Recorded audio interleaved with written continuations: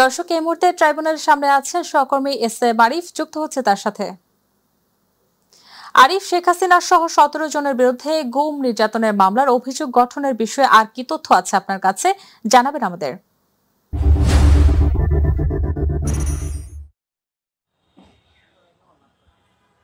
শাইলি, আজকে এই যে আপনি যেটি জানতে চেয়েছেন, টিআইফি সেল যে র্যাবের টিআইফি সেল, সেই টিআইফি সেলে গুম ও নির্যাতনের যে মামলাটি রয়েছে, সেই মামলায় সাবেক প্রধানমন্ত্রী শেখ হাসিনা সহ 17 জনের বিরুদ্ধে কিন্তু অভিযোগ আনা হয়েছে এবং সেই 17 জনের বিরুদ্ধে অভিযোগ গঠনের শুনানির জন্য আজকে দিন ধার্য ছিল। আজকে আমরা দেখেছি শুনানি করেছেন রাষ্ট্রপক্ষ বিশেষ করে চিফ প্রসিকিউটর তাজুল ইসলাম, তিনি কিন্তু শুনানি করেন আজকে।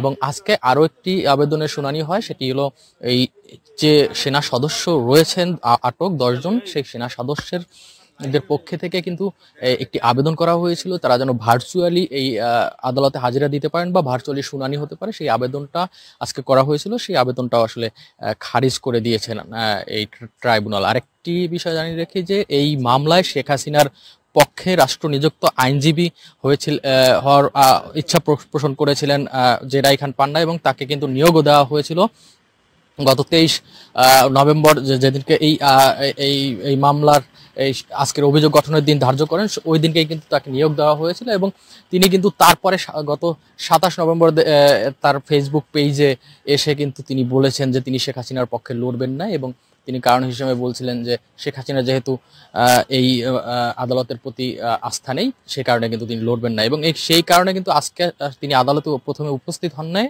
তাকে অনুপস্থিত পেয়ে আদালত, বিশেষ করে ট্রাইব্যুনালের চেয়ারম্যান, তিনি কিন্তু তাকে দ্রুত তলব করেছেন এবং বলেছেন যে তারা দ্রুত এসে আদালতে হাজির হওয়ার জন্য। এবং হাজির হয়ে যেটি আদালতের আইনে আছে বা ট্রাইব্যুনালের আইনে আছে, আমরা চিফ প্রসিকিউটর একটু বলেছিলেন পরে যে আইনে আছে, যদি কেউ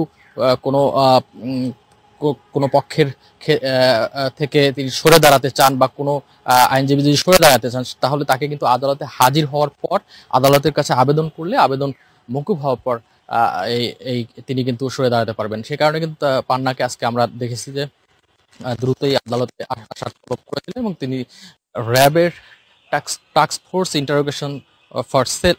ফোর্স ফর ইন্টারোগেশন সেল, যেটি টিএফআই সেলে গুম ও নির্যাতনের মামলা, এবং মামলার আসলে আজকে খুব একটা বেশি রাষ্ট্রপক্ষের বিষয় নিয়ে কথা বলেননি। তবে এই মামলায় যে অভিযোগগুলো রয়েছে, সেইগুলো অভিযোগগুলো রাষ্ট্রপক্ষ, যেটি চিফ প্রসিকিউটর বলছেন যে পরবর্তীতে অভিযোগ গঠনের পর তারা শুনানিতে এগুলোকে পুরো প্রেক্ষাপটটাকে তারা নিয়ে আসবেন, এবং কিভাবে সেখানে ধরে নিয়ে গিয়ে গুম করা হতো বা নির্যাতন করা হতো। চিফ প্রসিকিউটর এটিও বলছেন যে এখানে খুনের মতো ঘটনাও কিন্তু ঘটেছে। তো এই মামলাটির আজকে শুনানি, অভিযোগ গঠনের শুনানি হয়েছে এবং রাষ্ট্রপক্ষ শুনানি করেছেন, এবং কিছু